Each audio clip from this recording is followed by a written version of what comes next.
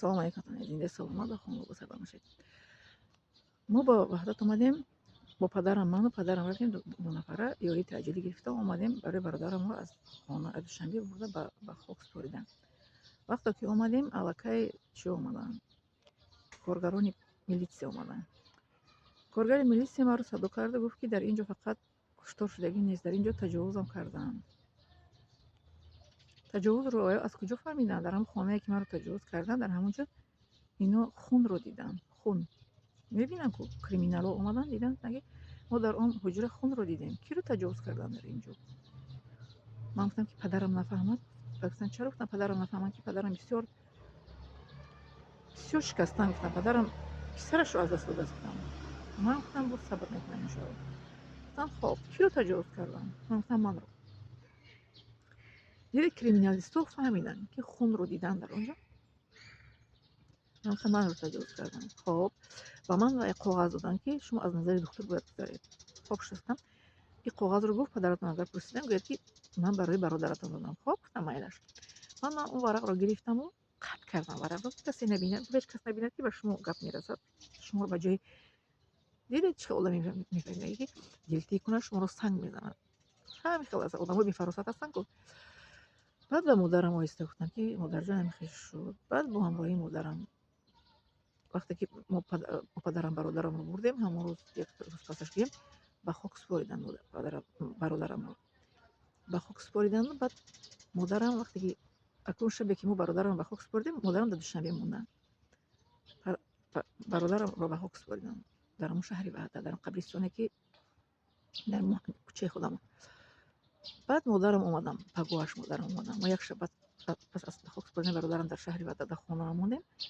مادرم اومدند و مادرم خیلی گیره نکردن. مادرم اومدن که آدم در خانه نشستن. مادرم گفتن که من گیره نمیکنم، من پسری من شهید شده است، من گیره نمیکنم، خداوند شهادتیش رو قبول کند. بعد میگونم مادرم رو بعد یک روز گذشت و مادرم گفتن که مادر جانم خیلی یک قصه دیگه شده است. چی گفتم خیلی مادرم رو در آغوش گرفتن گفتن که دختر جان زیخ نشو با هم میرایم به دکتر. با همراهی مادرم اومدیم به دوشنبه به دکتر. دکتر ما رو وای کرد از نظر گذراند. دکتر وای بزن بود گینکولوگ. با مادرم گفتن که دخترتون یگان چیز بیماری گرفتگی نیستن، چی میگن تازه هستن دخترتون یگان افلاسی گرفتگی نیستن و دختریشون هم پورگی نیست شدگی نیست به کورتشون یک قسمش وای شده است ویران شده، یک قسمش هست پرده به کورتیشون یک قسمش هست. گفتم مادرم گفتن که اساس که یگان بیماری گرفتگی نباشن، گفتن که یگان افلاسی یگان اینفکسی گرفتگی نیستن دخترتون. بس با مادرم گفتن که بعد از 2 هفته یا 3 هفته به دکتر مراجعت کنید. 2 یا 3 هفته که ببینیم که این حامله دار هست یا نه حامله داشته نیست. ما با استودیم در همون دوشنبه تو استان وحدت در یک جا جنگ بود که و بعد از 3 هفته اومدیم به نزد همون گینکولوگ دیدن گفتن که نه حامله دار نیست دخترتون. من خیلی خوشحال شدم، مادرم خوشحال شدن که الحمدلله خداوند همینطور خوب که تو از این افلاس پلید حرام خداوند با تو رو چی نکرد به یگان بیماری چی میگن اینفکسی یگان افلاسی بهتون نگذاشت هم کودک داتون نشد. این رحمت خداوند است. ببینید الله تعالی بنده رو امتحان میکنه، امتحان خداوند بود همین. پس برادری دیگه اومد و من خواهرم رو گرفته به مسکو آورد. به مسکو آورد. ما در مسکو قریب 2 سال ایستادم. ینوار قریب 1 مدت اینجا ایستادم که برای از دختر گذاشتن. بعد در مسکو از سال 1993 از بگیم تا 1095 2 سال ماندم تا 25 ینوری 1995.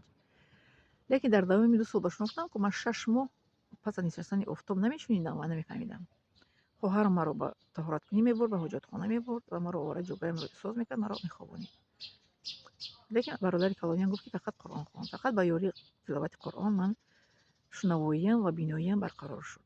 من رو نه به یگان روانشناس بردن، نه به یگان پسیخیاتر بردن، نه به یگان دامولای دعاخوان.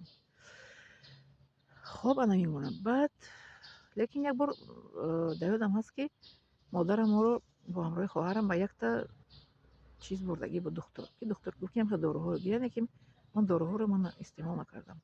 داروها برای چی میگن اصلا استعمال نکردم، فقط قرآن تلاوت کردم. با یاری تلاوت قرآن یعنی که بینایی من و شنوایی من برقرار شد. انا میمونه ولی با دوام میبره قصه من. خب میادرم شما